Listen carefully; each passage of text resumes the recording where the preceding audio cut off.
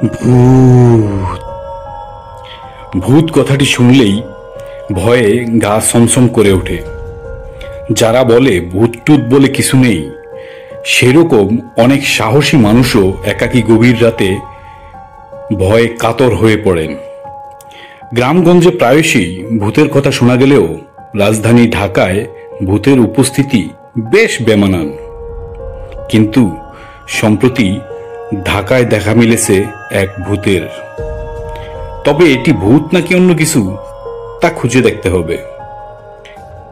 Social মিডিয়াতে ছড়িয়ে পড়া এই ভূতের ফুটেজটি দেখে যা বোঝা যায়, এটি ঢাকার এলিভেটেড এক্সপ্রেস ওয়ে এবং দ্বিতীয়টি ফার্মগেটের ফুট ওভারব্রিজ। অন্য ক্ষেত্রে দেখা যায় তৃতীয়টি বনানী কবরস্থান এবং সর্বশেষ রেল লাইনের মাঝপথ।